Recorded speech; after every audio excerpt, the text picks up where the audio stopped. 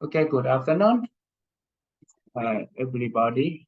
I'm really happy to be here and thank that invites me to have a talk in the topic of the overcoming heat stress and the fatty liver in laying hen by the nutrition manipulations. Okay, so the first of all, I would like to just introduce or introductions that all of you may know about that because of the negative impact on the heat stress will change the chicken behavior they reduce their feed consumption, reduce their activity, and they have the high painting to reduce or cool down their body temperatures. Okay. Another one is they change the physiological response when they got heat stress, particularly they will have the oxidative stress, acid-base imbalance, and even the respiratory alkalosis. Even the cycle microbiota profile will be changes. The next is neuroendocrine. So we know that all the hormone system, even the neurotransmitter, will be changed, and then they get the negative effects on the productivity of the chicken finally.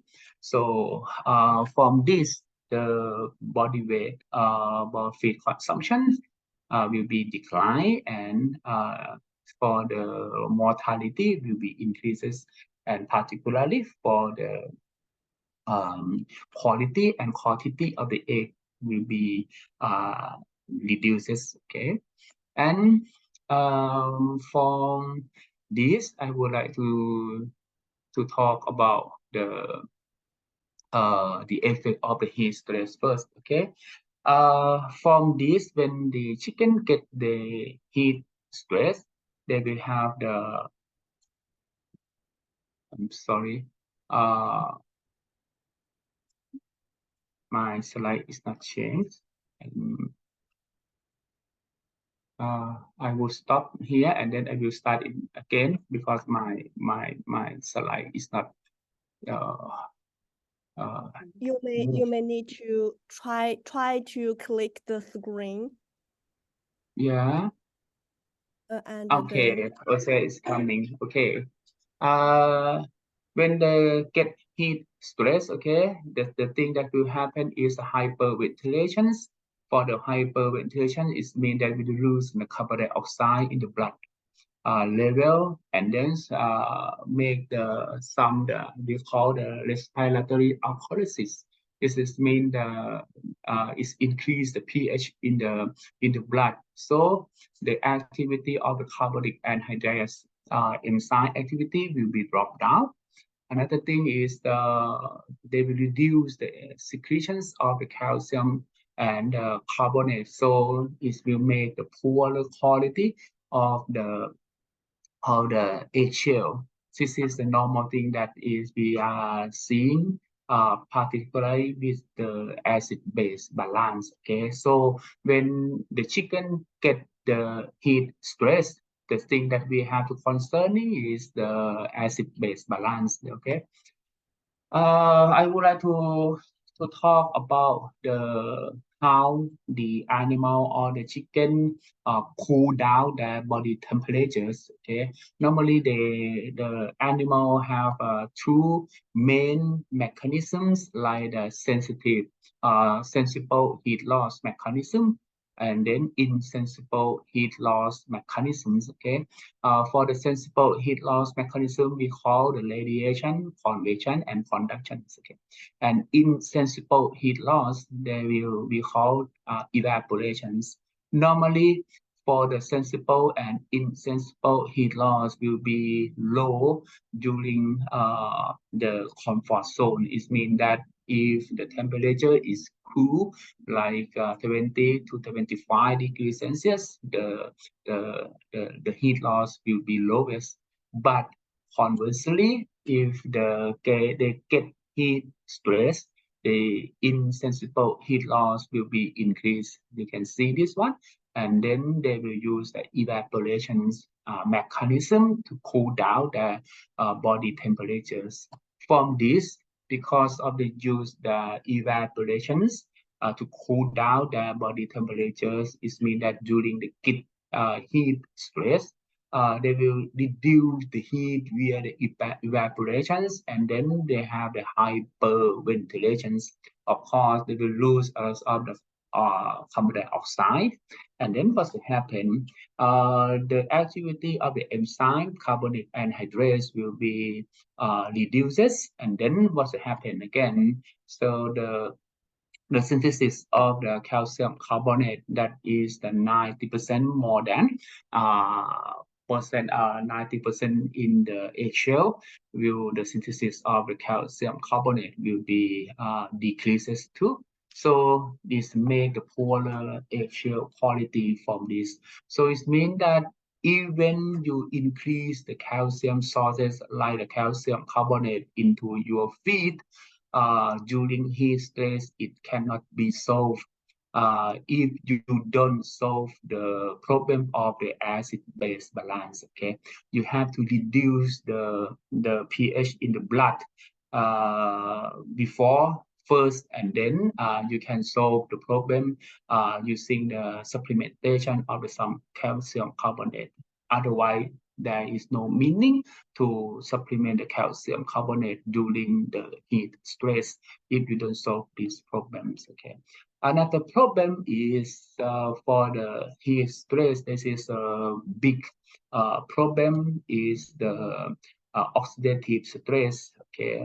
Just previous slide, I talking about the acid-base imbalance, but from this slide, I talk about the oxidative balance. So when you in the normal situations, the oxidation, antioxidants, and ROS, reactive oxygen species, will be balanced. But during the heat stress or the oxidative stress, the oxidative damage will be occur, particularly in lipid protein and nucleic acid. So it induces the apoptosis or cell death.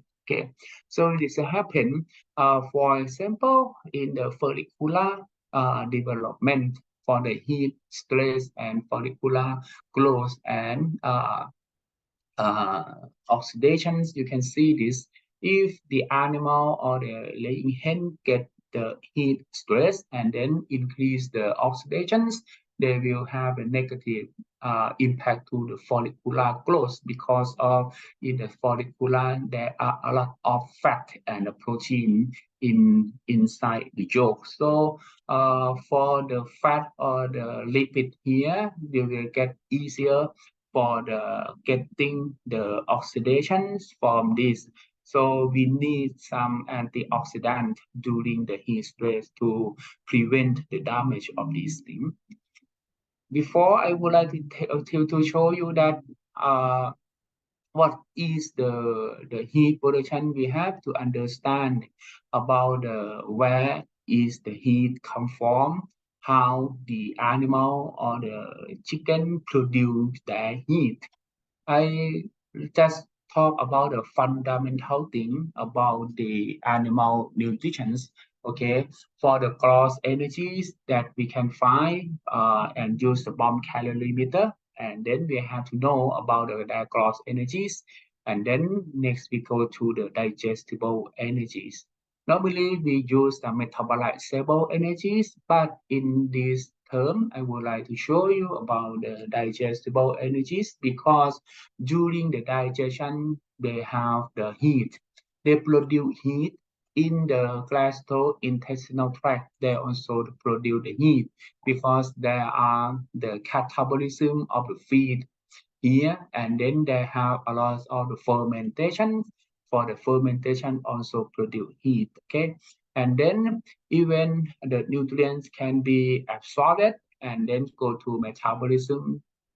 During the metabolism, or the amino acid or the protein metabolism. They also have the heat that we call heat loss. Okay, when we talk about the net energies, we concerning about the heat loss. But I would like to show or share with you that normally the animal will produce the heat into two parts. One in the gastrointestinal tract, and another one during the metabolisms. Okay, so I would like to back to the basic again when we talk about the basics of life. When we have to talk about uh, the basics of life for the substrate when we give the animal all the nutrient to the animal they will produce. This is a normal reaction. Normal reaction they need the ATP and both anabolism and catabolism they produce heat. And then from this reaction we need oxygen and produce carbon dioxide. They need energies, and then from this chemical reaction we call the metabolism, anabolism, and catabolism. From this the enzyme they need the pH, temperature, coenzyme, and cofactor.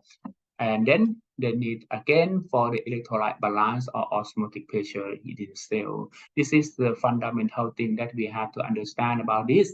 And then for the carbon dioxide involving the pH in the blood and involving with the calcium carbonate synthesis that I mentioned before.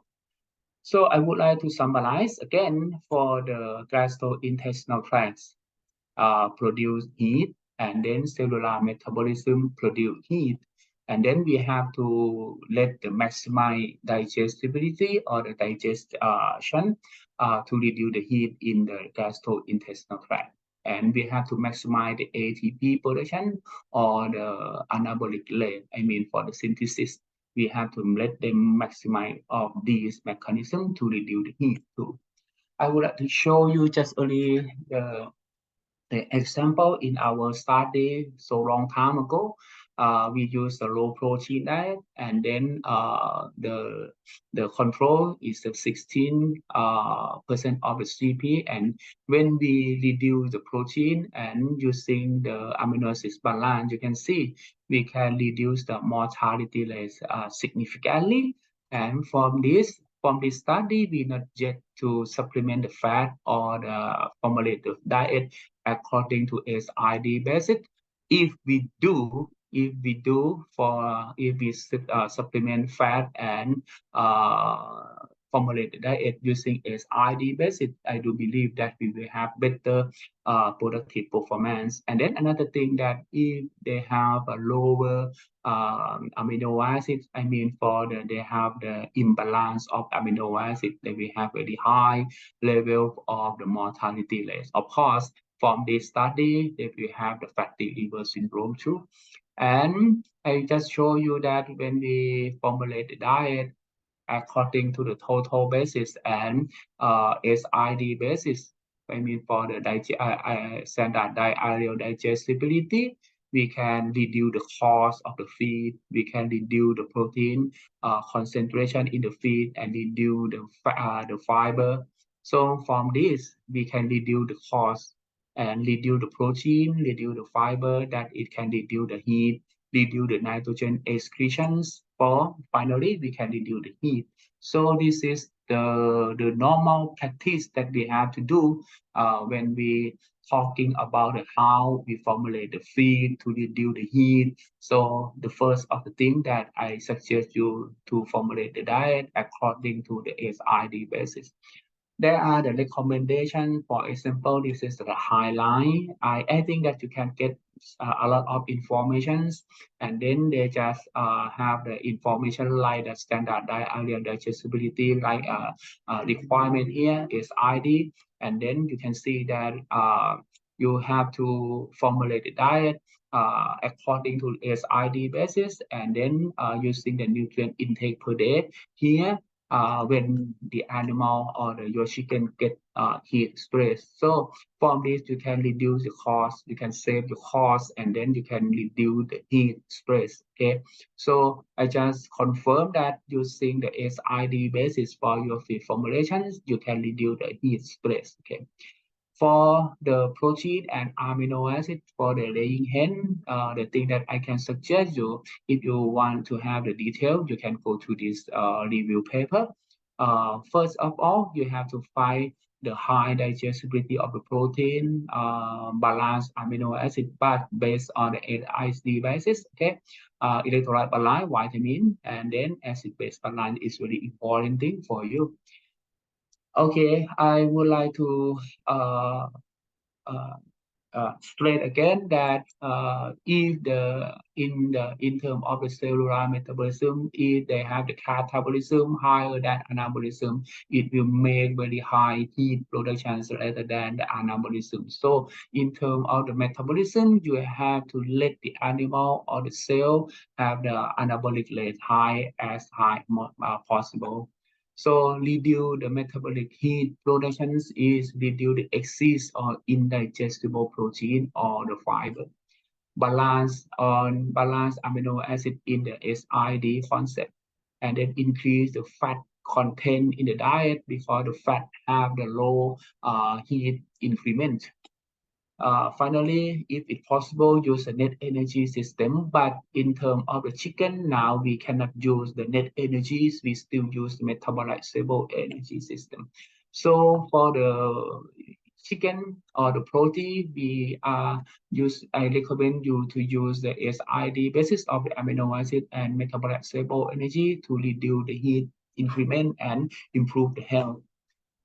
Remember again, for the heat increment created from the protein, carbohydrate, and fat, 30, 10, and 5% of the metabolizable energy respectively. So it means that high protein level let make the higher heat production in the body.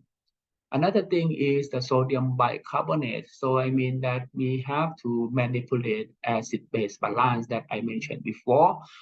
We have to maintain the pH in the blood vessels, like using the sodium bicarbonate. Why we need to supplement sodium bicarbonate into the diet? Because of during the heat stage, the chicken lose a lot of the carbon dioxide. We have to supplement like a carbon dioxide into the blood vessel using the sodium bicarbonate. Okay, and then how about the sodium? Why we need sodium into the diet, into the diet? Because we have to concern about sodium and potassium and chloride, like the electrolyte balance. So what does this mean for the dietary electrolyte balance? Because of the sodium and potassium pump. Sodium and potassium pump is very important because it's very important for the nutrient absorption. So we have to help the animal to absorb the nutrient, not only the digestion, but we have to help them to absorb the nutrients. So helping them to have the high absorption capacity is mean that we have to take a look at the electrolyte balance using the sodium, potassium, and chloride, and then normally we use the sodium bicarbonate into our diet. Okay. This is a normal thing that we have to supplement or use the sodium bicarbonate and salt into our diet when we get heat stress. Not only sodium bicarbonate, maybe we have to consume vitamin C. Normally, vitamin C can be synthesized in the endogenous system. The vitamin C can be synthesized from glucose in terms of the chicken, but during the heat stress, the chicken need higher vitamin C. So maybe you have to concern about the increasing the vitamin C in the diet too. The another thing that is very important is this lipid peroxidation. For the lipid peroxidation is you can see during the heat stress, the animal or the chicken will have a lot of negative effect on the productivity. For example, for the lipid per oxidations, that we know that in the yolk they have a lot of fat that very easy to have the fat oxidation. So during the heat stress, they have the ROS. I mean, for the reactive oxygen species. So from this, they will have lipid per oxidation, and then they will have the negative effects on the yolk quality. Not only yolk quality, you will get the problem with the eggshell quality, as I mentioned before, about the carbonic anhydrase and then calcium binding protein. And another thing that is the most important is the fatty liver, because of the liver, they have a lot of the fat and then they have a lot of protein. That I mentioned that protein, fat, and nucleic acid can be oxidized too. And if the liver get the problem with the oxidative damage, they will not be produce the vitamin D. The vitamin D production will be declined, and then they will get the problem with the fatty liver. When they get the problem or they have a lower level of the vitamin D, they will get the problem with the calcium and the phosphorus utilization too, and then they get to poor quality of the eggshell and even with the immune functions. Okay. So the vitamin is very important. So the vitamin and mineral have to be concerned when you get when the chicken get heat stress. In terms of the fat soluble vitamin, the thing that we have to focus is the vitamin E, because vitamin E is the fat soluble antioxidants. So it can protect the damage of the cell membrane. So you have to increase the level of the vitamin E.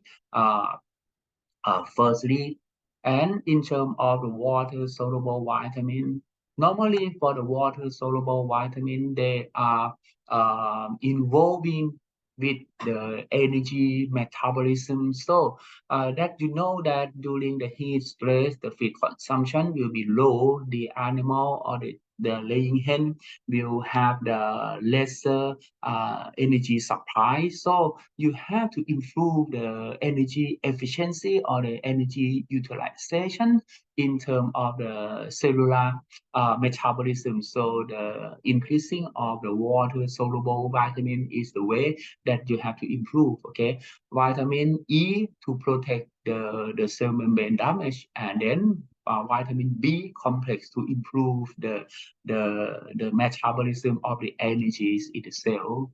And unforgettable for the vitamin C that I talked before, because it's involved with the redox reactions and choline that involved with the fat metabolisms. Okay, so it means that we have to talk about the vitamin and mineral in terms of the lipophilic surface. The lipophilic surface talking about the vitamin C. Sorry, vitamin E and some minerals like zinc, copper, or magnesium, and some hydrophilic surface. We talk about the vitamin C, glutathione that is involved with the methionine, selenium, zinc, and copper. So from this will be reduce the damage from the oxidations. Okay. So vitamin E and vitamin C, when you increase the vitamin C, you have to supplement vitamin C too. Okay. So another thing is not only the heat stress, but also the age, the age of the laying hen. Regarding to the age, according to our study, you can see 38 weeks to the 42 weeks of age. You can see this one. When the laying hen become older or the age when they get older, I'm sorry, the H per L ratio, I mean the heterophil per lymphocyte ratio will be increased. It means that when the laying hen getting old, they have easier to get stressed. So this is the thing. This is a normal thing that is happen. So we cannot avoid uh, when they have to getting old, and then that we know that when they're getting old, they will have the easier for getting stress. Okay, so from the age-related change in the liver metabolisms, okay, also have been published from the China. But from this is I would like to show this one. When the laying hen getting old, the protein in the liver decline. You can see this is the level of the protein in the liver decline when they're getting old. And then what's happened again for the fat increasing. Okay, when the laying hen getting old, do remember they easier to get stressed. The secondly, the protein in the liver decline, the fat in the liver increase. This is the thing that is happening. This is normal thing that is happening. So when they get stressed, getting old, if they have the lower protein accumulation here and then high fat accumulation here, they will have the fatty liver. Okay. Normally, I will not talk this so much because the previous speaker already talked about this. But for the normal, the liver produce the fat in laying hen, the 90% of the fat produced from the liver. And then normally, if they can excrete or transport their fat, and then they can accumulate the fat into the abdominal fat. But if the VLDL very low, then still lipoprotein can be synthesized or blocking, they will get the fatty liver syndrome. So it means that for the fatty liver syndrome, it's easily. Firstly, they produce a lot of fat here. Secondly, they produce low protein. And then thirdly, they cannot export or excrete the fat into the blood vessel or into the extra hepatic tissue. So from this, the heat stress and oxidative and liver and lipid metabolism, they have very close relationship with each other. So do remember again that in avian species, more than 95% of the lipid are produced in the liver, okay? And then the liver very sensitive to the stress, including for the heat load, okay? And when not only the accumulations of the fat or the transportation of the fat from the liver that have the problem, but for the oxidative stress also damage or have a problem with the cell membrane. Okay, when the animal, when they have the oxidative stress, they will get the problem with the phospholipid in the cell membrane, and then when they have the problem with the cell membrane, they will get the problem induce the fatty liver syndrome again. So from this, we have to protect the chicken from the oxidative stress. So again, I would like to summarize that if the liver cannot produce the apoprotein and then transport the fat to the VLDL, they get the fatty liver syndrome here. So in this state, not only the over accumulation of the fat or over synthesis of the fat in the liver, but because of the low protein synthesis and a poor development of the protein in the VLDL, so it can induce the fatty liver too. Not only this, hyper or hypermethylation. Okay, we know about the methylation. Methyl group is very important for the fat and protein synthesis.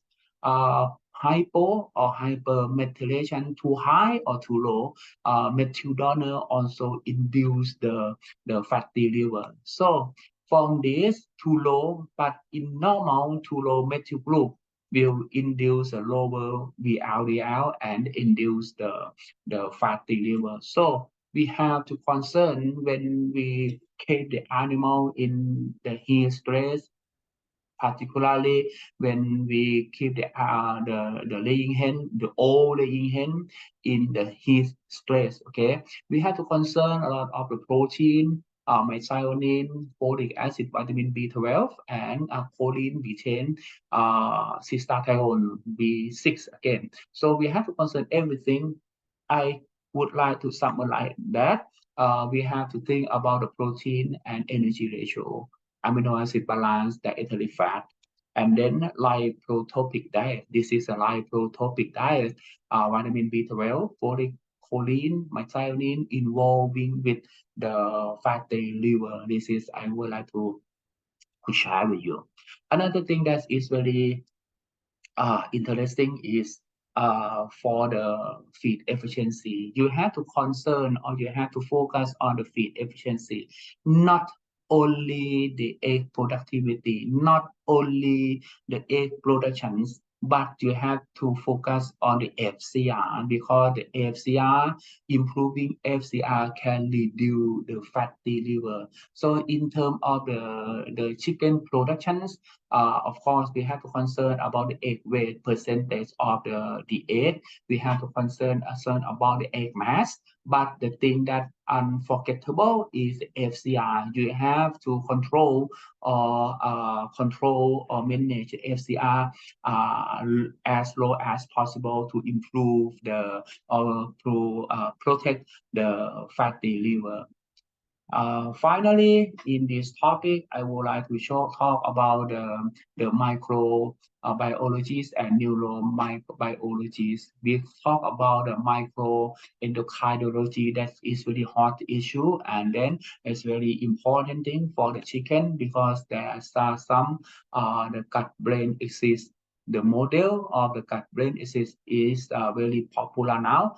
So we have to talk about the microbiome in the gut and talk about the brain and then the stress of the animal. So just early this year, Japanese scientists have confirmed that the gut microbiome is a core regulator of the metabolism. So from this, we have to focus on the microbiome. Even our study in Kasetsart University, we also confirm that stress have changed the microbiota structure in the level of the phylum, even the family, even the genus and species. This is our study have to also to confirm this evidence. Okay. For the microbiota gut-brain axis during heat stress have been reviewed. I think you can find this study and then you can see the detail of these phenomena in this review paper. No, it's quite clear and then it have a lot of detail here. Okay. Not only this, during heat stress and challenge with the salmonella, with vitamin C, can also change the microbiota too. So from this, now we have to focus on the microbiome that involve with all of the metabolic pathway in the body of each animal. So from this, they show a lot of the change of the microbiota when the animal get heat stress and vitamin C, even the microbiome. So from this, I would like to share to tell you that there was study through that the seagull microbiota and fatty liver also have they use the laying hen as a model. So they conclude that the microbiota have very close relationship with the fatty liver in the chicken. Okay. From these two, fatty liver disease also involved with the microbiota. Finally, from this year, I think this is from China University again. They conclude that the imbalance of the microbiota induce the fatty liver again. So From this, I would like to make the conclusions like firstly, you have to reduce the heat increment in the body of the animal, reducing the ethylene protein using SID basis of the amino acid. I think that is very easy because they have already saw the recommendations. Okay, and then using the amino acid balance, increase the dietary fat but reduce dietary starch because the fat have a lower heat increment. Okay, you just reduce the carbohydrate and increase some dietary fat into the diet.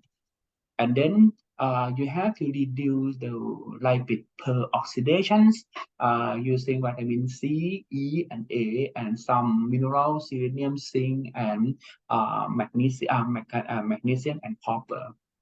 And finally, you have to reduce the fat and increase the protein synthesis in the liver, improving fat mobilization and increase the apoprotein synthesis and improving the methylation metabolism, methionine, folate, choline, betaine, and vitamin B12 is the thing that you have to concern that we are talking about the lipotrope, dietary lipotropic.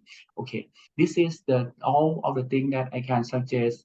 But anyway, there are a lot of the feed additive that you can use to manipulate the heat, stress, and fatty liver.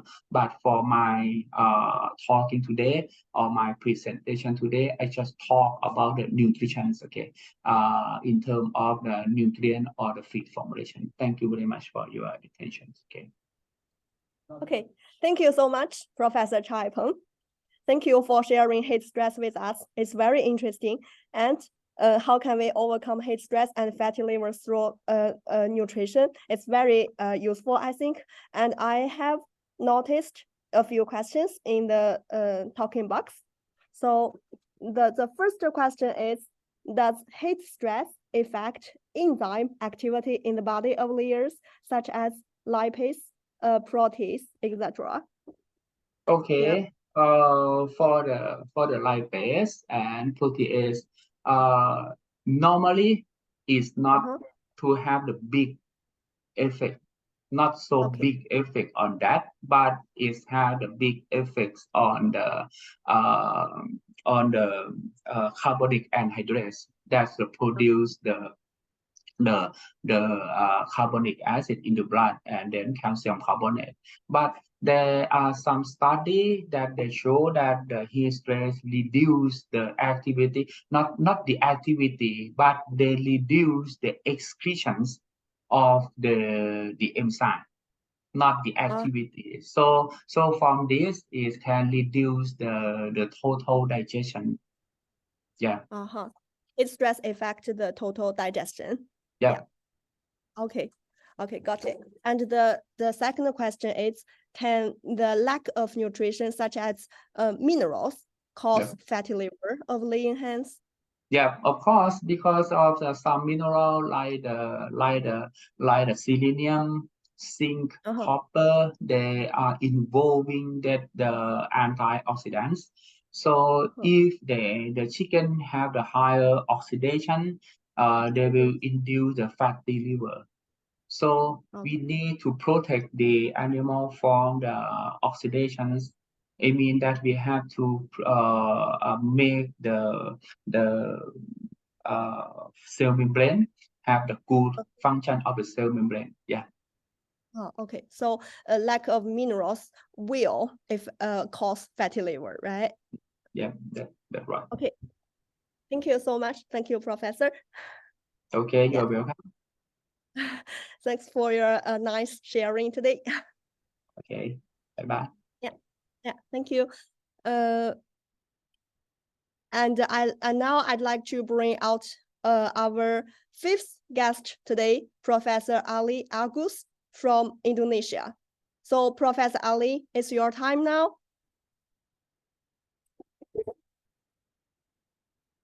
So Professor Ali, can you hear me? Hello, yes. I'm listening. Yeah. Yeah, your voice is Hello? very clear. It's very Is it clear, your clear? voice. Yeah. And now you can share your PowerPoint.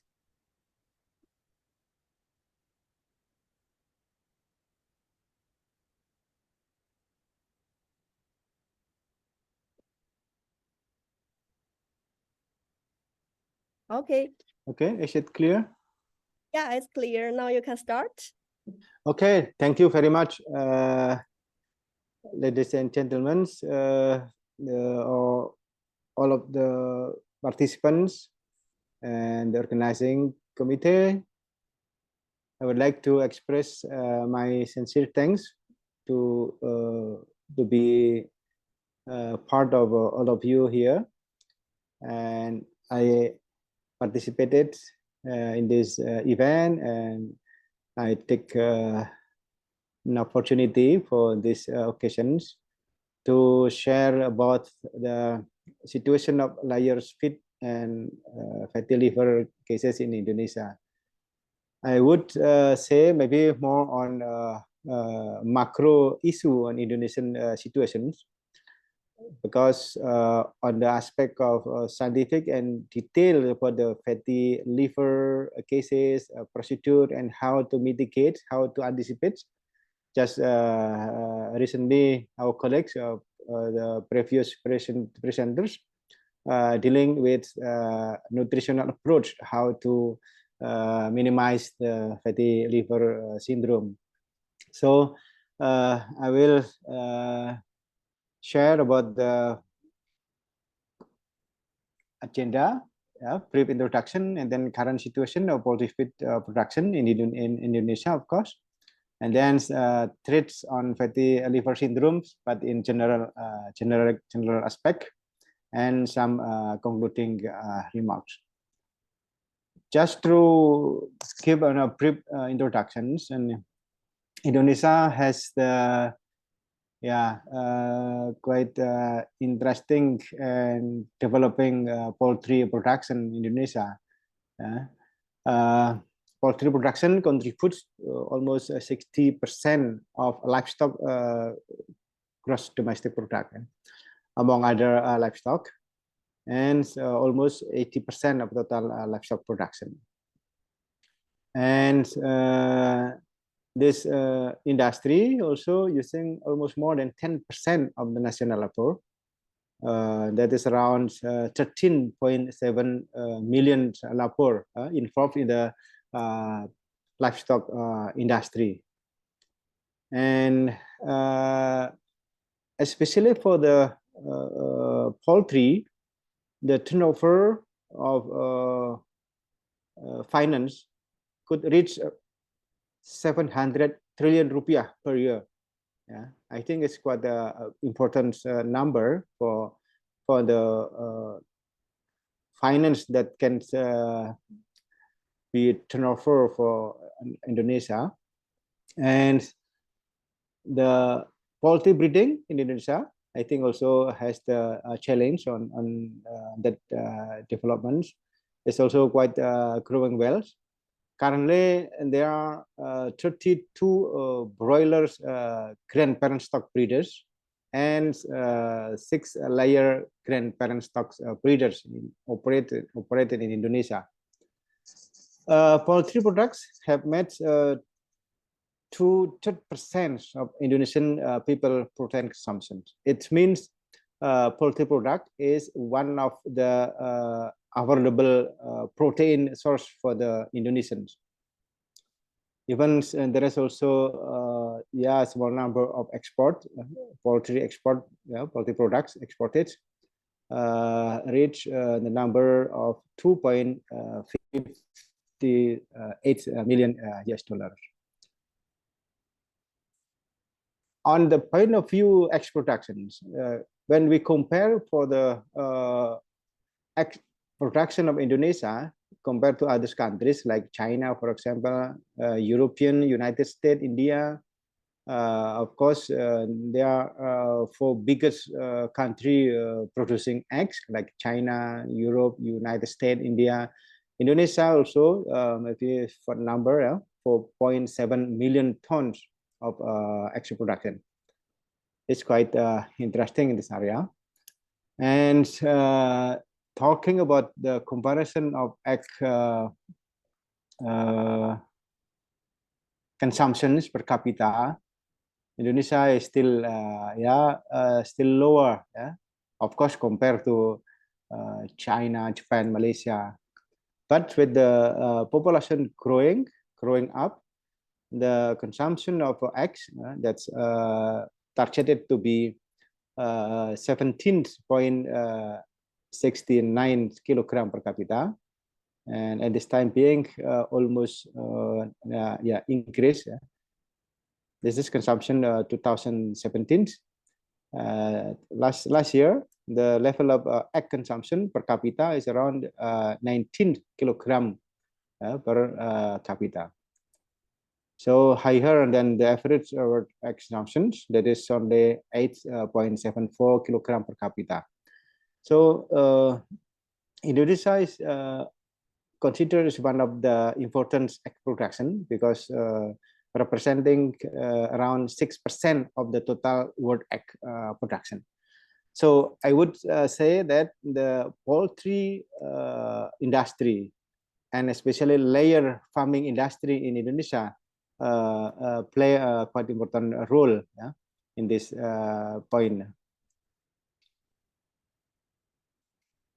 When we compare about the supply demand of egg, we can figure out in here, from year to year, that's the egg supply from 2017 to 2022. This is the increased demand and also the increasing of consumptions. The growth rate about the consumption is around 2.55% each year. So the consumption increased, while the demand, of course, per year, the demand on egg is around 3.62% almost every year. While the productions, so there is a surplus, in fact, we have egg production surplus. And the growing of the surplus is quite interesting, because almost 42% of the growing of the surplus of the egg. That recently we have also the problem of the egg price because of the oversupply of egg production at this time being. Just recently, in this year also, we feel that the egg surplus is already happened. That stimulate the reducing egg price and the level of consumer. And of course, this is supported by the poultry feed production. I would share about the current situation on poultry feed production. All of the Indonesia, the total capacity of poultry feed is around 27.9 million metric ton. In the total number of feed mill, there are around 110 feed plants all over Indonesia. There are in Sumatra, North Sumatra, West Sumatra, Lampung, in Java, concentrated in Java. Also, there are, I think, more than 50% of the feed plants operated in Indonesia located in Java, either in Jakarta or Banten, West Java, Central Java, and East Java, and some of them from Kalimantan, West and South Kalimantan, and Sulawesi. So from year to year, the growing up of feed plants or poultry feed plants is increasing. Since 5 years ago, the growing of the feed plant is quite significantly. From the capacity of 20 million metric tons 5 years ago, and now the poultry feed plants capacity or total capacity reaching the number of 27.5 million tons. Almost every year there are new feed mills built, new feed mill established, especially in outside of Java Island, like in Kalimantan, Sulawesi. Like just recently, new feed capacity under development, 36,000 ton in Sumatra. This just new company building this.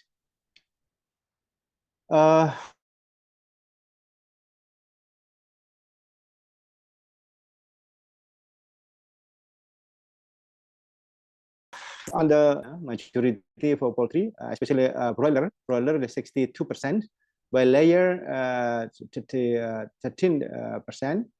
But there are a lot of concentrate layer, 32% for layer, some of them 11%, and in small part for aqua feed like shrimp or fish feed, but the number less than 2 million metric ton the capacity of production. But the majority is for broiler and layer, but some of them for breeders. Another things, since the corn is consisted of almost 0.5% of formula feed, like at this time being, feed mill face the serious problem on the supply of feed raw material, because they are quite rare about the corn raw production, maybe because of El Nino or effect of global warming. So it is estimated that the corn production decreasing this year, 2023. That may affect on the production capacity. Comparing to last year, the production capacity on the realization of the production is 16.53 million ton, but it seems decreasing almost 2 million ton.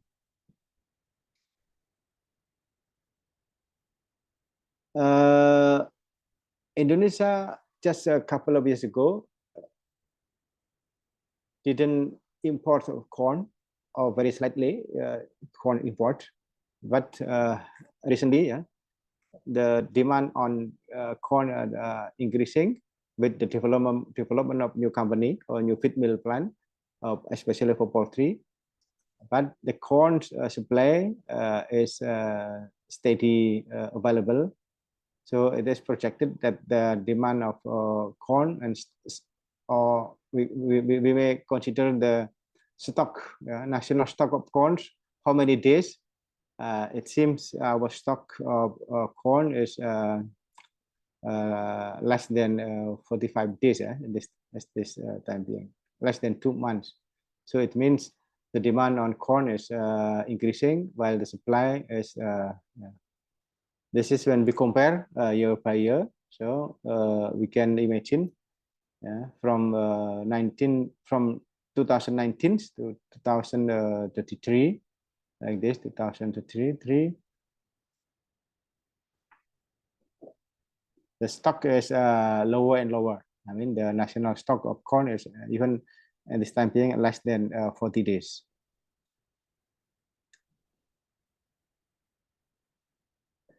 What does the issue or even the challenge in the feed production under Indonesian situations?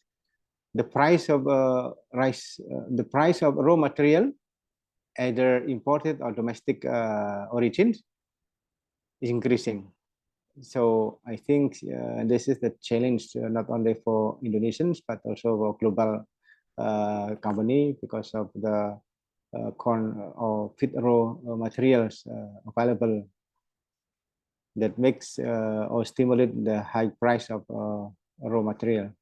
And then this is also regulation like tax and anti-dumping, currency, currency head to United American or dollar, US dollar.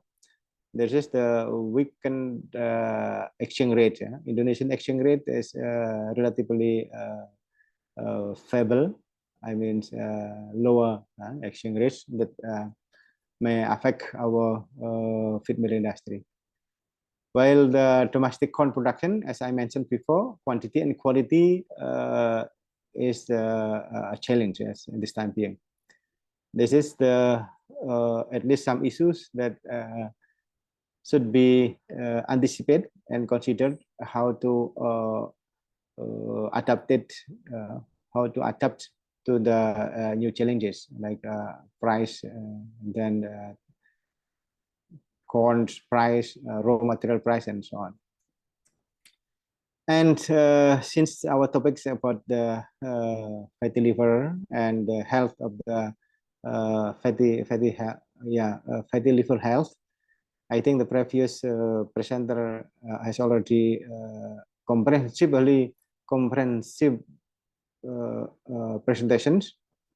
I just let you know about under tropical conditions. I think the threat of fatty liver syndrome in laying hens. I think we have already knows about the heat stress and then high humidity, like other tropical countries in Indonesia, also has high temperature and high humidity. With the high temperatures, may affect chicken diet and metabolism, of course. I think our colleague, previous presenters have mentioned it clearly about the heat stress. While high humidity can exacerbate heat stress and susceptibility to fatty liver syndrome. There is a prevalence of fatty liver up around 16% worldwide, I think, including in Indonesia. When we discuss with the layer farmers, they are facing also the problem of fatty liver, especially during the peak productions. When we not well managed about the preparation of pullet production, maybe the heavy body weight, for example. So with the fatty liver problem that reaching to 16% worldwide may affect feed intake, egg production, egg weight, even laying hen mortality, and of course they will result a huge economic loss for the layer industry. And some issues, how to mitigate, how to anticipate the problem of fatty liver syndromes, among other pullet rearing management system that can lead to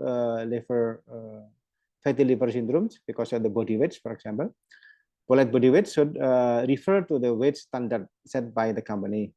Well, pullet that have a high body weights and fat proportions are highly susceptible to fatty liver. So it means the body weights during the pullet preparations, pullet production system must be taken with care and attention. And also system of housing, cage or cage-free. It is typically for cage hens with high energy diet and exposed to high temperatures in the warm season. They have a problem of this fatty liver. And the most productive animals are often the most affected because they are quick and metabolism. However, it is not so clear in the involvement of some strains, whether there is a different strain to adapt with the high productive performance with the case of fatty liver. But the temperature, humidity is quite important factor. As we know, the fatty role of the liver in the poultry is dominant. The liver is involved in an array of metabolic and homeostatic function and considered a biochemical factor is responsible for most of the synthesis, metabolism, excretion, and detoxification processes. So liver is very important. Liver plays an important role in the metabolism of lipids, carbohydrates, and protein. So having livestock, having a poultry with a healthy liver is very important in this aspect. So I think you are already familiar, or at least knows about the symptoms of liver disease. Yeah, some of the thing like look like tired, listless, pale of the trachea, open mouth, breathing, heaving, weight loss and weight gain, and then decreasing egg production and diarrhea and large empty tummy and so on. So chicken with fatty liver syndrome have hepatic status more severe cases, especially development blood and liver rupture. And physiological status and environment factors may positively affect the development of fatty liver syndrome. For example, overweight, excess of abdominal fat, high level of plasma estrogen, or high ambient temperature. This is the thing that we should consider. I think fatty liver, I think you have already got some information. The cause on the origin of the cause of fatty liver in the laying hens, among others, imbalance of lipid metabolism, oxidative damage, energy protein content and sources, and also micronutrients. For example, talking about the imbalance of lipid metabolism, so under normal condition, liver fat metabolism is in dynamic balance, which is mainly maintained by the mutual coordination of processes, fat uptake, synthesis, oxidative utilization, transport in the liver. When any of this link is damaged, such as increased fat uptake, so lipid fat, the fat in the feed increase, for example, and then may block assembly and transport or reduce oxidative utilization. So fat will be deposited in the liver cell, forming fatty liver. While the utilization of fat by increasing fat contents in the feed may be one of the way how to reduce the effect of heat stress. But in consequence, there will be the problem of metabolism, like fat depositions in the liver cell that may damage the fatty liver. The aspect of oxidative damage, when laying hen are at peak productions, the novel synthesis of fatty acids in the liver is vigorous, and a large number of toxic substances, such as oxygen-free radicals, are produced. When the removal capacity of free radical scavengers in the body is exceeded, excess free radical will peroxidation with biofilm lipids, and then the damage of membrane structure leads to oxidative damage of the liver, which induce fatty liver. This is and then as previous speaker talking about the nutritional approach, energy, protein content, and sources. Because excess energy intake in laying hens and the energy or protein ratio in the diet are the main factors that may cause fatty liver. Different source of energy and protein will also affect the liver fat. Cages, cages on cages production systems lead to limited activities, reduce energy consumption, large fat intakes, and increase energy intakes, and excess energy is converted into fat and deposited in the liver through gluconeogenesis. So the balance between energy and protein is quite important, and system of production, whether cake or cakes-free,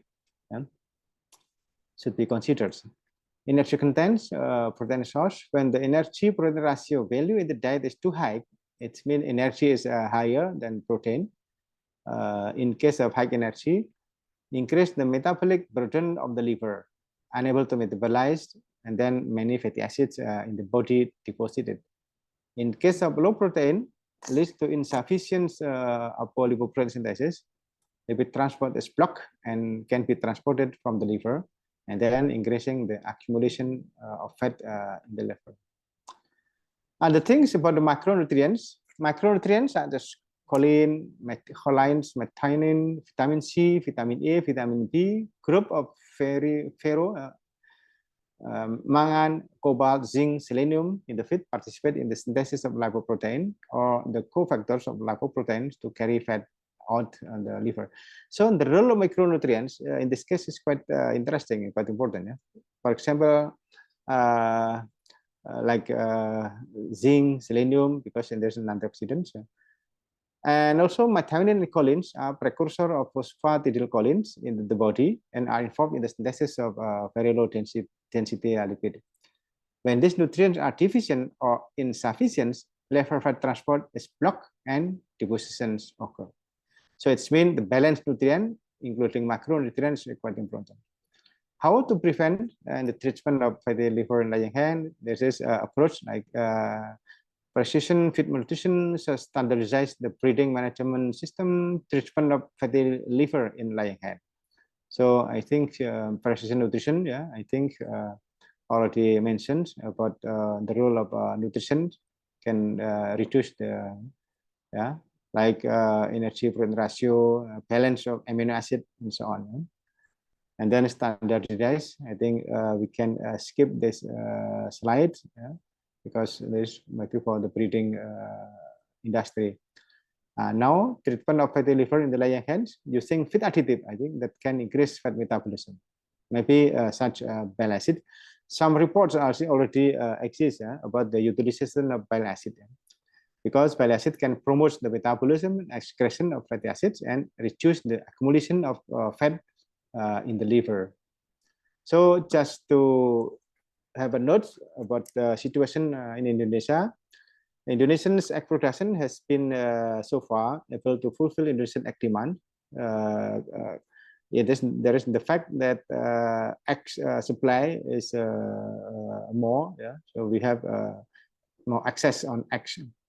And then under situations when the feed raw materials price is increasing, so the feed price is also increased. That makes the problem about the egg prices, because of also affected by the demand, because there's oversupply of egg production, while the feed prices also increase.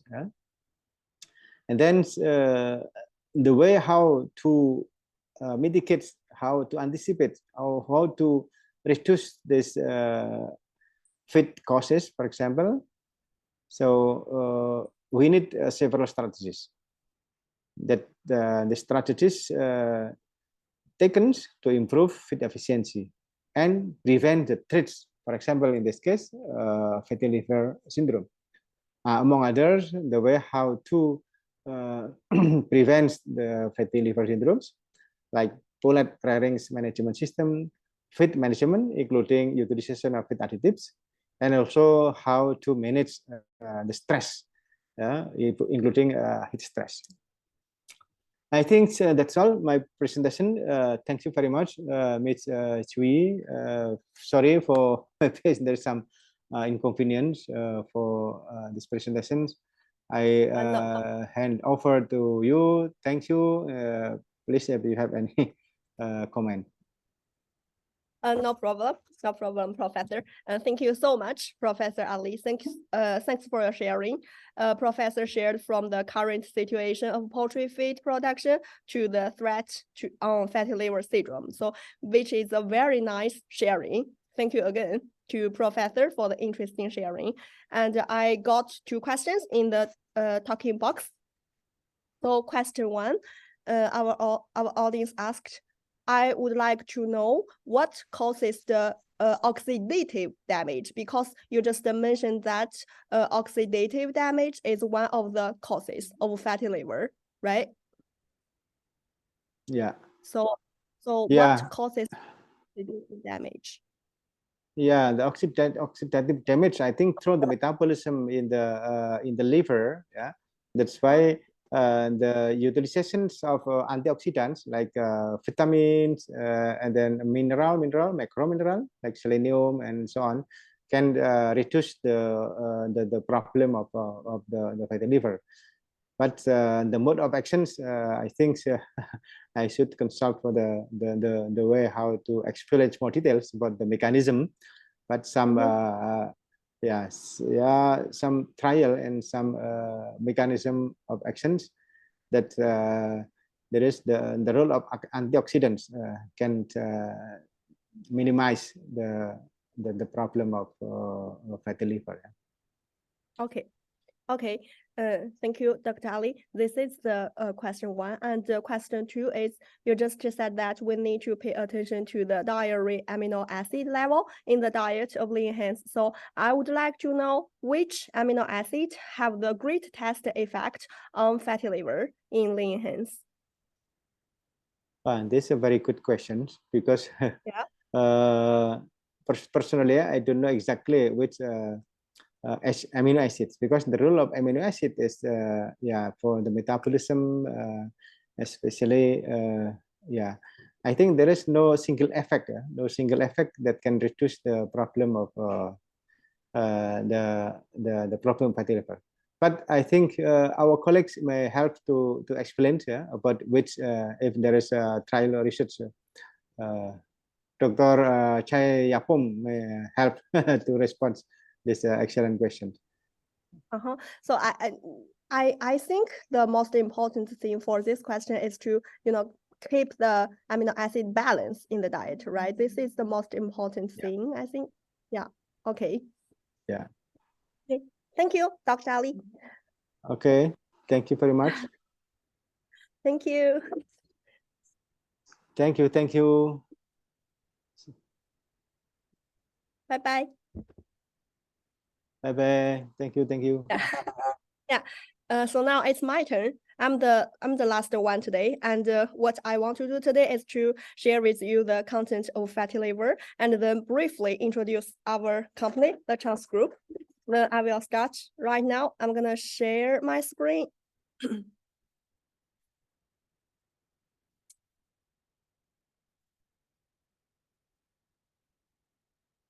Okay. So the topic that I'm gonna share with you guys today is ensuring liver health. It's the base for ensuring poultry profits. And I'm gonna introduce myself very quickly.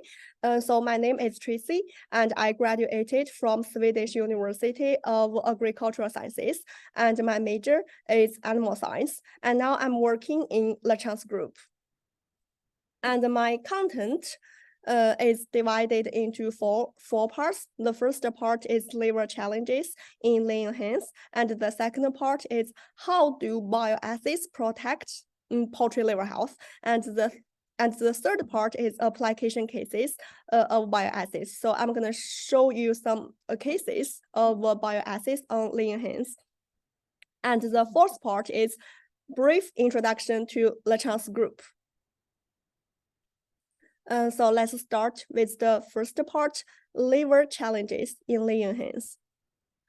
So recently, I received lots of market feedbacks. So one of our customers said that their lean hens were 154 day old, but the lean rate of their lean hens was less than 90%. And they also said that the unquality eggs exceeded the standard. They said that too many broken and shellless eggs, collision and squeezing during transportation, resulting in 7% to 8% shell breaking rate and great economic losses. And other customer also said that their lean hens have really high FDR. Their lean hens didn't look very different from the surface, but the FCR was usually 0.1 to 0.2 higher than normal. So these are the feedbacks that I received recently. So our team dissected these lean hens, and we found a point in common. We found that all of these lean hens have a variety of liver diseases, such as mold liver, toxin liver, fatty liver, drug liver, swollen liver, bleeding liver, broken liver, etc. And today I would like to talk about fatty liver. Well, before that, 把视频关掉。为什么呀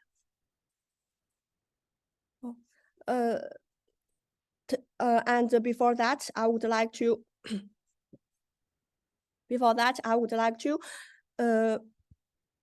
I would like to explain why liver health is so important. This is because, liver is the largest chemical plant in the body, because liver has so many main functions, such as carbohydrate metabolism, lipid metabolism, oxidation of fatty acids, synthesis of lipoprotein, and cholesterol, etc., and also protein metabolism. Storage. What does storage mean? Storage means stores glycogen, iron, and vitamin A, D, and B12. And also, liver has the function of removal of damaged red blood cells, and also detoxification, remove toxins from the blood, and also synthesis and secrete bile. So liver for poultry is really important. Liver is the largest chemical plant in the body.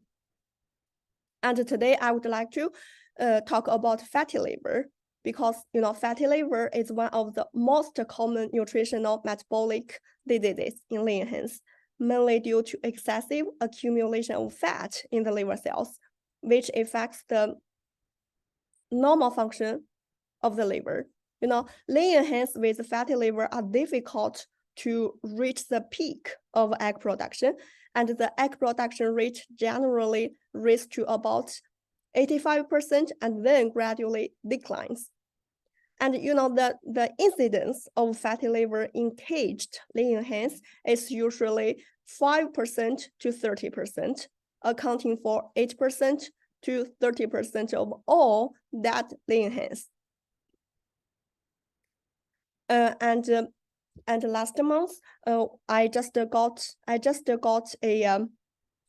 case from Bangladesh. Our customer said that their lean hens were 25-week-old, and the egg production rate was around 86%, but the mortality of their layers was 0.22% per day. So what's the causes of fatty liver syndrome? The causes of fatty liver syndrome are very different, are varied, including like genetic factors, nutritional factors, management factors, environmental factors, stress stimulation, and toxic and also harmful substances in feed. Well, this afternoon, our professors have talked a lot about causes of fatty liver syndrome. So here, I'd like to share 3 main causes of fatty liver syndrome. So the first one is in opposite energy and protein level. So in order to increase the production potential of lean hens and ensure that lean hens can quickly enter the production peak, lean hens are fed a diet with high energy and low protein levels. When the high energy feed reaches more than 66.94%, the incidence of fatty liver syndrome reaches more than 30%. And the second cause of fatty liver syndrome that I would like to share with you is nutrient deficiency. When the diet lacks vitamins such as vitamin B, vitamin E, and trace elements, such as zinc, copper, calcium, etc. The body's protein synthesis of layers is affected, such as lipoprotein. If the synthesis of lipoprotein is affected, the efficiency of fat being transported out of the liver will be reduced. And even liver function will be blocked, so that the amount of fat in the liver cells will gradually increase, resulting in fatty liver syndrome. And the second cause that I would like to share with you guys is mycotoxins. Mycotoxins, some studies have already shown that aflatoxin in feed is one of the important causes of fatty liver, and more than 20 milligram per kilogram of aflatoxin in food on the same day will reduce egg production and egg quality. Laying hens with mycotoxins poisoning are mainly, have a light yellow liver, crisp texture, and fat content can increase by more than 50%. So I mainly I want to share these three main causes of fatty liver syndrome. So the second part that I would like to share with you guys is how do bile acids protect poultry liver health. So, well, first of all, I'm gonna introduce bile acids because maybe some audience, this is the first time for some audience to heard about bile acids. So what is bile acid? Bile acid is the main active component of bile. It's a series of sterols produced in the process of cholesterol metabolism in animals. It's a substance present in the body of animals. It's very safe and effective, and it's also an active ingredient necessary for the digestion and absorption of fat in the body of animals. And also the characteristics of bile acid is that bile acid have both hydrolyphic and lipophilic groups. So this is a little concept of bile acid, and this is our product Runune. So our product Runune, the main ingredients of our product Runune is 30% bile acid and 70% carrier. So the main functions of our product Runune is enhance lipid digestion. Well, this is the first function, and the second function is protect liver health. So our product can be used on livestock, poultry, ruminant, shrimp, and fish. And for poultry, our suggested feeding rates of our product Runune is 200 to 1300 grams per ton of feed. So this is our product. So how bile acids enhance lipid digestion? I just said that the first function of bile acids is to enhance lipid digestion. So how? Well, this is because bile acid in the first step, bile acid can emulsify fat into small droplets, and in the second step, bile acids can activate lipids for hydrolyzation. And in the third step, bile acids can carry fatty acids pass into bloodstream. So because of this, bile acids can increase fat utilization rate by 15 to 20%. And compare with other emulsifiers, the essential difference between bile acids and emulsifier is that bile acids participate in the whole three steps of fat utilization. So this is the unique difference between bile acids and emulsifier.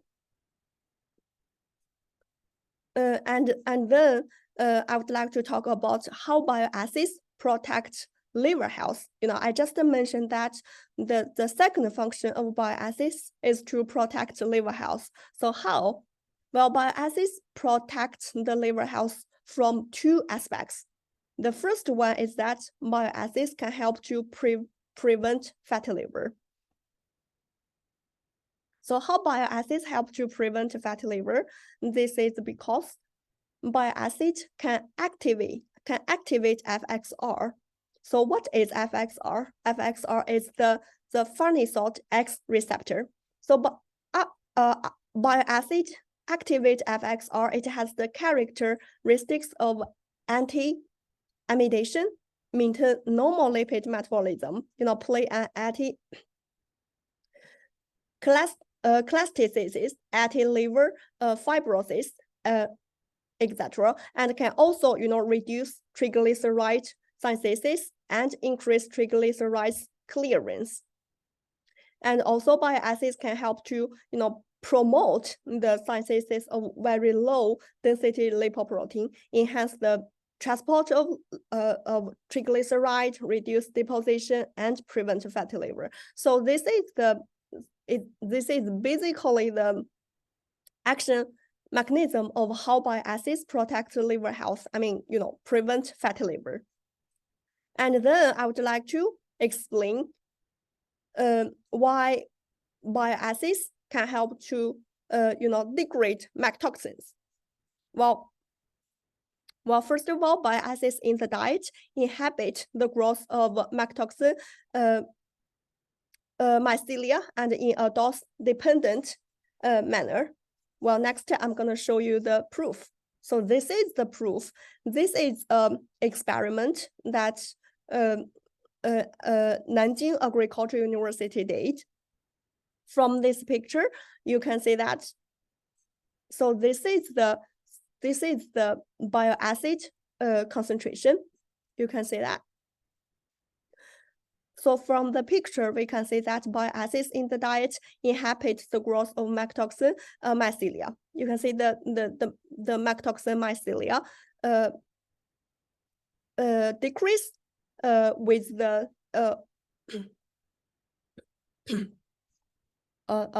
increase with the concentration of bile acids. You can see that, right? So this is the first proof. And then bile acids in the gut can accelerate the degradation of MAC toxins. So why? This is because in the gut, non-polar groups of bile acids bind to MAC toxins, enhancing the water solubility of toxin, and also improve the ability of intestinal enzymes to enzymatic hydrolysis of MAC toxins, so that MAC toxins can be transformed into non-toxin substances and discharged with feces to reduce the harm of MAC toxins. And also bile acids activate the FXR signaling pathway in the liver, promote the expression of foreign body metabolism enzymes related to MAC toxin metabolism, and accelerate the clearance of MAC toxin in the blood. Then I'm going to show you the proof. It's also an experiment. It's an experiment that Huazhong Agricultural University did. This university did this experiment from this picture.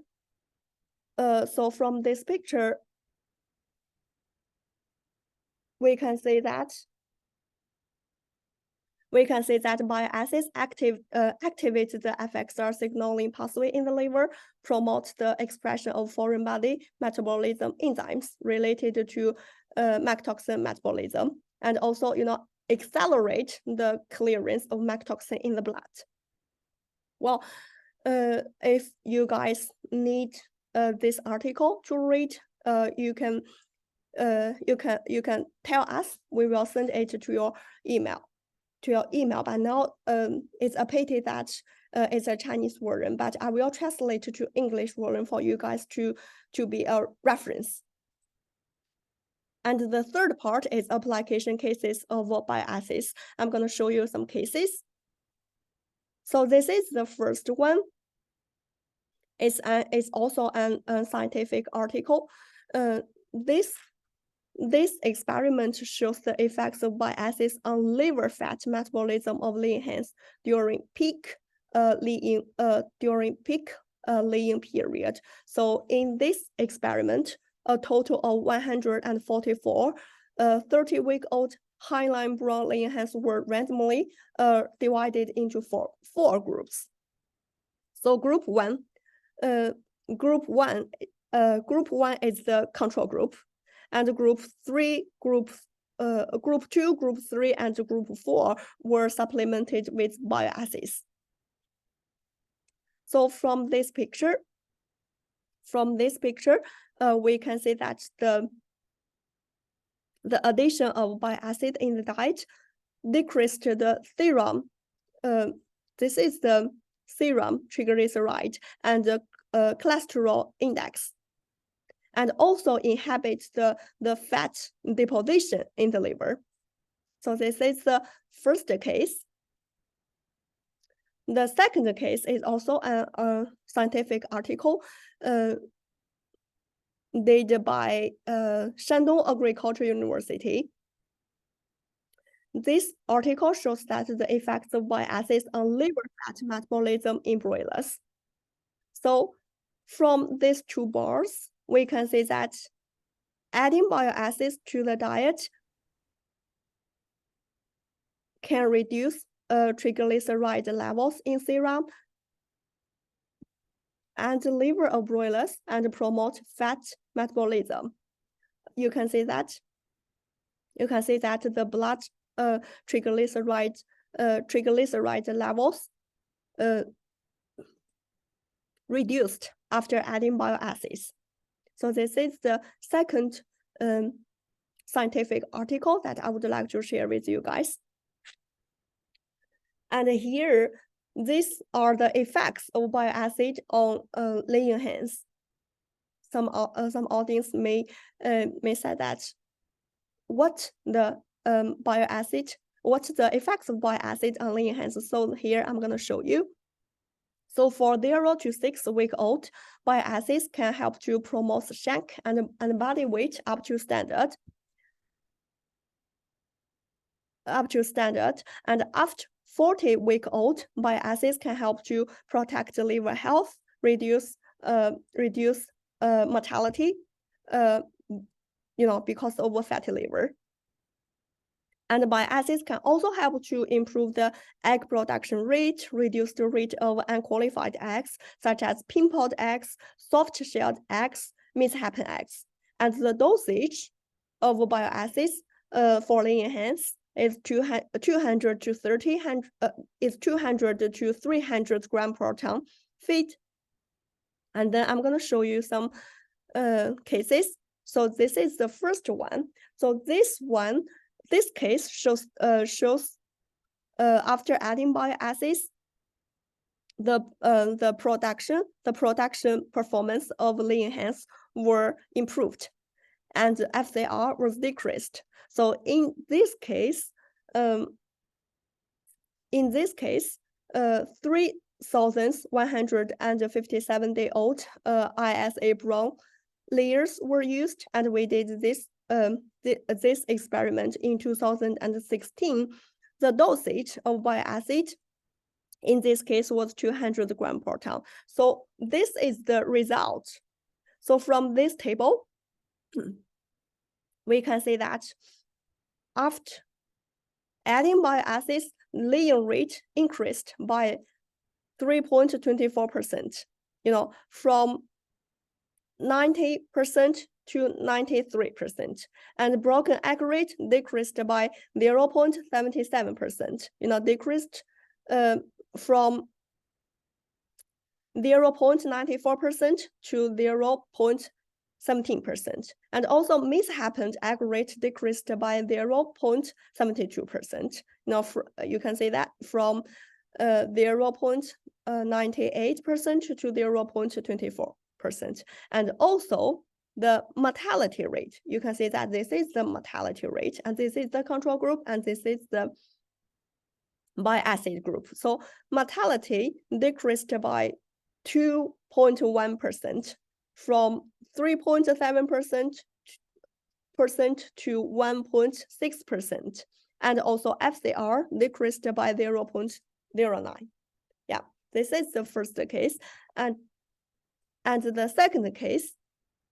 So this case shows the effect of bile acid on production performance for aged laying hens. Why I said aged laying hens? You can see that in this case, the age of these layers was 516-day-old highline brown layers. And in this case, the dosage of bile acids is 250 grams per ton. And this is the table. This is the results table. And this is the control group. And this is the renewal group, I mean bile acid group. From this table, we can see that after adding 250 grams per ton renewal in the basal diet, the drop in egg production was elevated and the mortality decreased. You can see this is the mortality. Mortality decreased by 0.3% from 1.2% to 0.98%, and FCR reduced by 0.25 from 2.51 to 2.26. So this is the second case. So in the second case, actually we had a big surprise. Why I said big surprise? This is because after using bile acid, the liver of the lean hens became healthier. So with healthy livers, lean hens grew new feathers, and you can see from these two pictures. This is the picture before using bile acid, and this is the picture after using bile acid.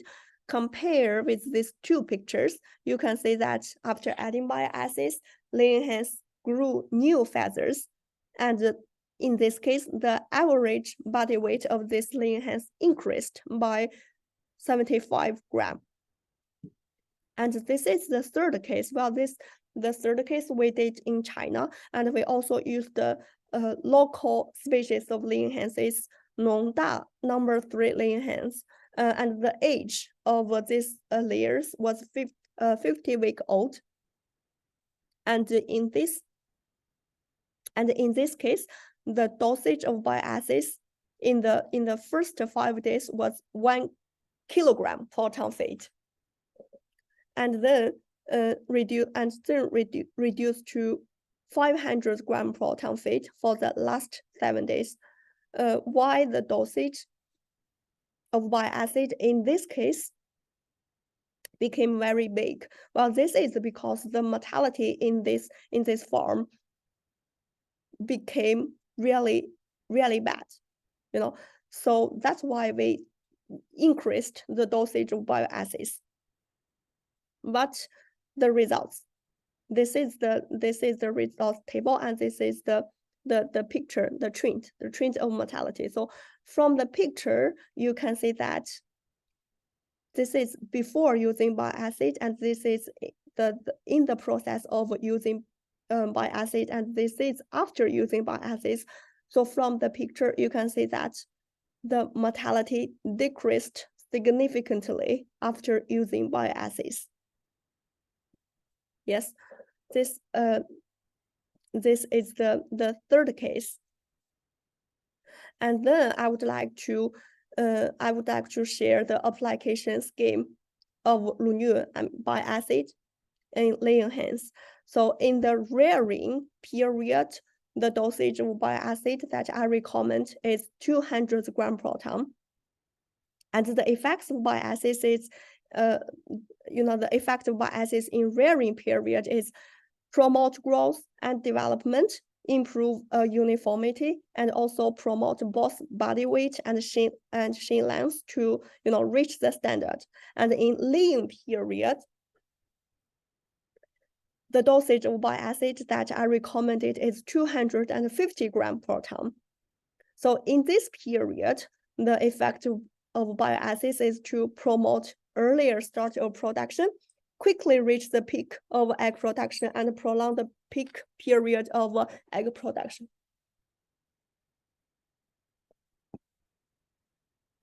And also in the late lean period, if you want to prevent fatty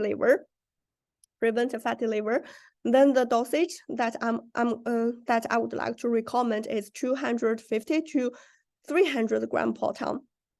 If you use this dosage in the late lean period, then the effective bile acids is to prevent fatty liver, elevate the decline in egg production, improve eggshell quality, reduce the weight loss of calling chickens, and also reduce mortality rate. And if you found that your layings have really bad fatty liver problems, and the mortality is really high due to fatty liver problems, then the dosage that I recommend to you is, for the first week, the dosage is 1 kilogram per ton, and for the second week, the dosage of bile acid is 500 grams per ton, and for the third week, the dosage of bile acid can be reduced to 250 grams per ton. So this is basically the application scheme of Lunyu in laying hens. So the last part, the fourth part that I'm gonna introduce our company, Lachance Group, very briefly. So this is a development line of our company. So from this line, you can see that our company, Lachance Group, was established in 2004. And in 2009, we began to have overseas market. And in 2018, we had our Australia branch. And in 2019, we have our own academic workshop station. And in this year, 2023, we started to have our overseas branches. And we also built our global largest bioacid industrial park. Next, I'm gonna show you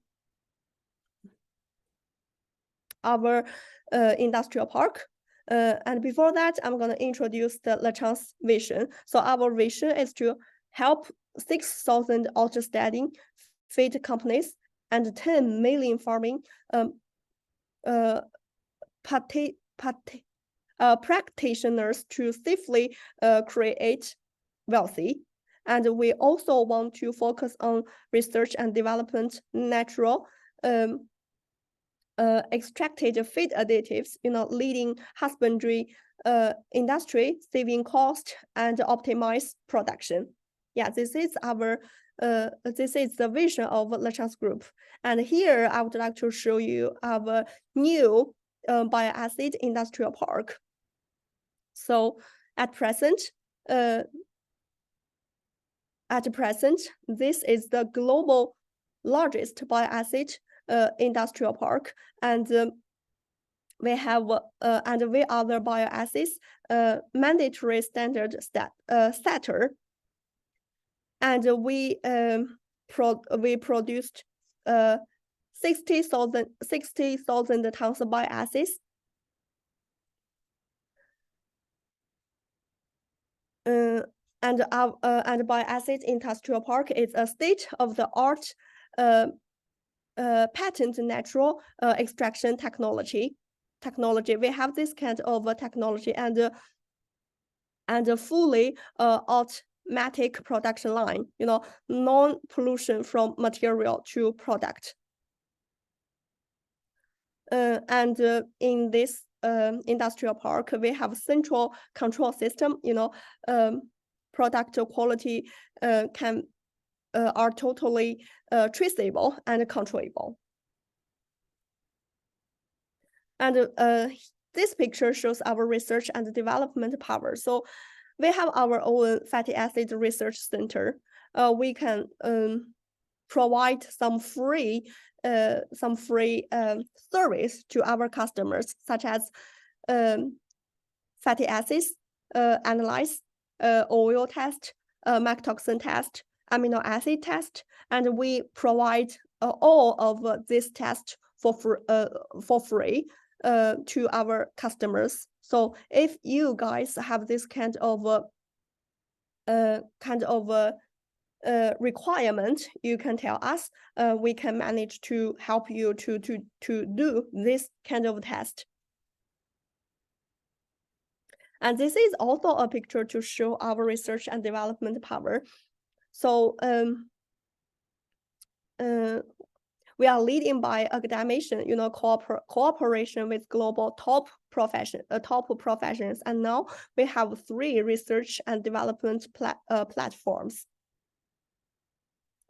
Mainly, aquatic diseases, liver health, and also, platforms study on the fat metabolism in poultry. So this is the 3 main research and development platforms. And also, these are the research and development achievements. So at present, we already have had 19 SCI articles, and we cooperated with so many universities all over the world, so such as China Agricultural University, Nanjing Agricultural University,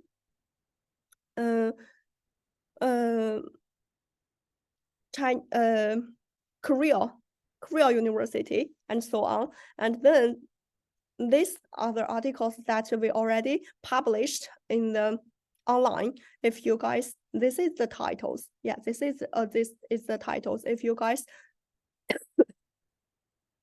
need these articles for reference, you can just tell us.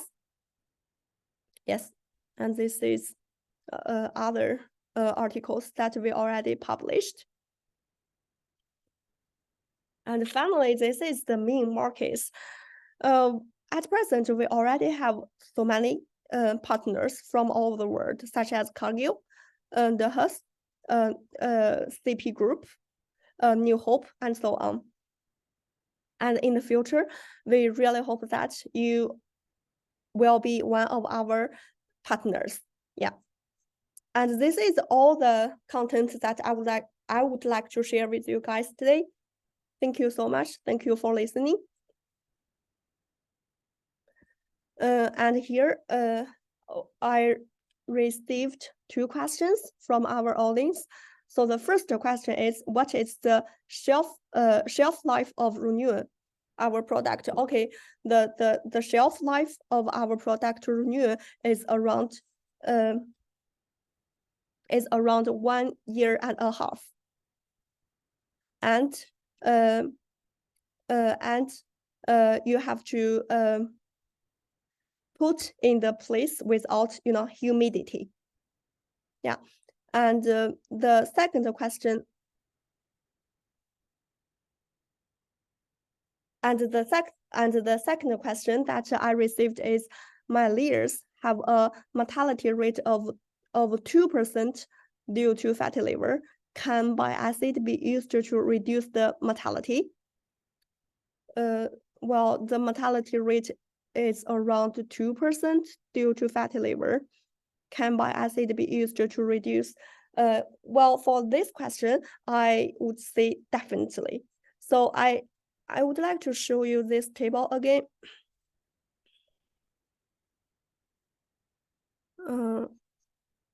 I just said that for cure fatty liver, so this is the application scheme.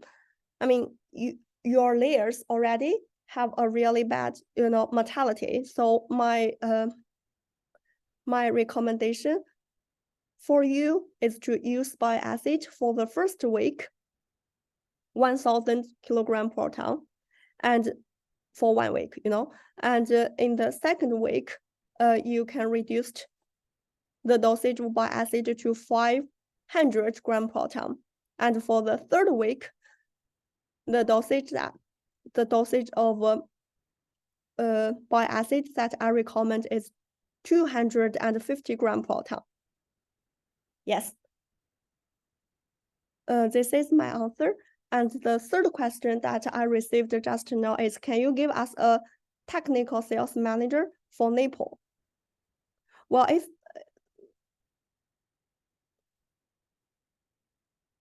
you can, for this question, you can leave your email. We can discuss this question after our meeting in detail. Okay. Thank you. And the fourth question that I received is, okay, I received your email now. I will contact you after meeting. And the last question that I received is it available in India? If so, what's the cost impact per ton currently for layer feed? Well, yes, it's available. It's already available in India now. We have our seller in India, but the price of the price of our product, the detail that I think if you are interested, you can also leave your email to us, and we will talk with you the price, because we have to talk about the price with our seller in India first. Okay. So please leave your email.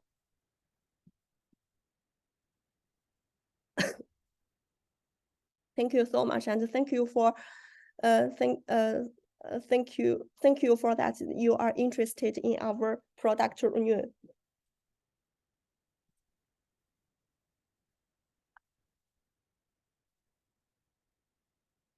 I'm interested about your product. Contact me for a further.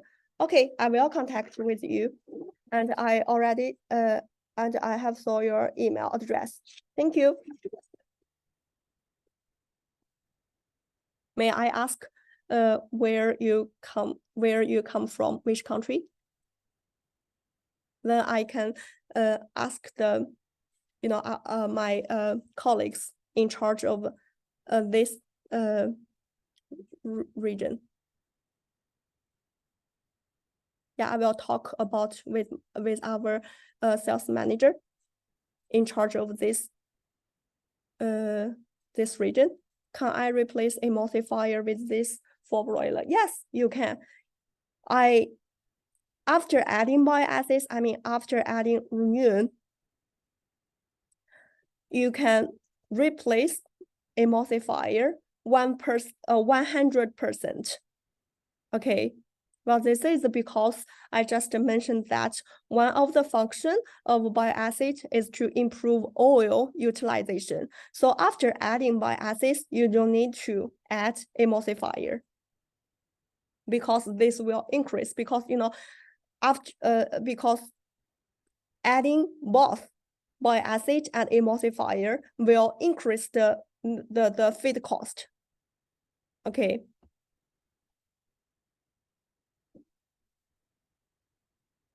Okay. Can I replace toxin binders in layers as per your theme? Well, for toxin binders, I recommend to after adding bile acids, you can replace 50% toxin binders. Well, when bile acid mixed with toxin binder, they will have better effects. Better effects than you use only bile acids or only toxin binders. So my suggestion is to replace 50% toxin binders after adding bile acids. Okay.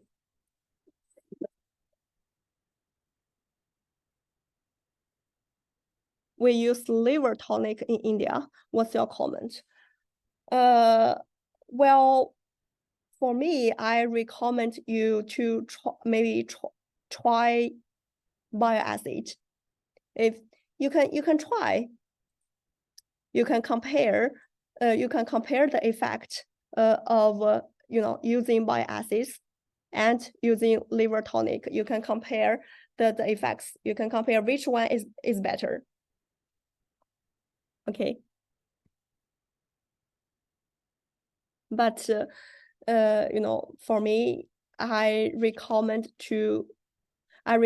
you to use bile acids and replace liver tonic, because you know bile acid is a natural ingredient in the body of layers. It's a natural choice for layers.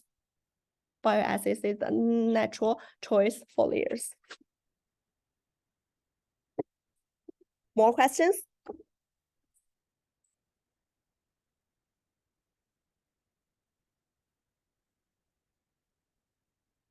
Thank you so much for listening.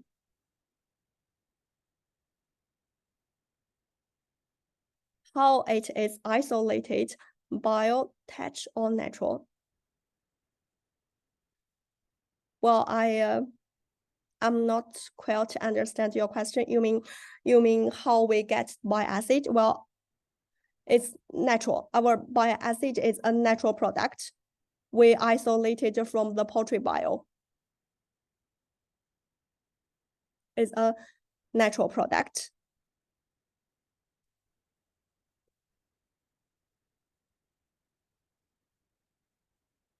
More questions?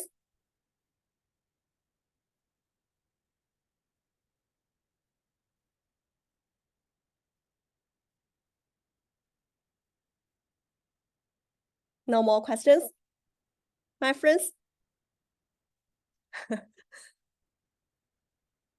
Okay, thank you so much for your listening. So, dear guests and all online participants, once again, thank you for attending 2023 Lachance Global Forum. So, healthy development of Hens Hepatobiliary, which has brought huge brilliance and value to this event. In today's conference, with the topic of Hens liver health, the guests from overseas have delivered their unique presentations and shared their local experiences. Throughout the conference, we have not only heard inspiring success experience, but also faced the challenges and opportunities. You know, we deeply realized that only through cooperation, sharing best practice and innovative solutions can we respond to these challenges and achieve our own market competitiveness. As we conclude this conference, I would like to express my heartfelt gratitude to all the guest speakers, organizers, and participants. Thanks to everyone's efforts, this conference has become a successful industrial event. We hope to maintain close contact, continue sharing knowledge and experience, and work together to promote the healthy development of hens. You know, Lachance online conference will continue next year, and we welcome everyone to stay updated and practice once again. If you have any questions regarding this experience, please feel free to email us, and we will respond promptly. Thank you. We will finish this conference. Goodbye. See you next time.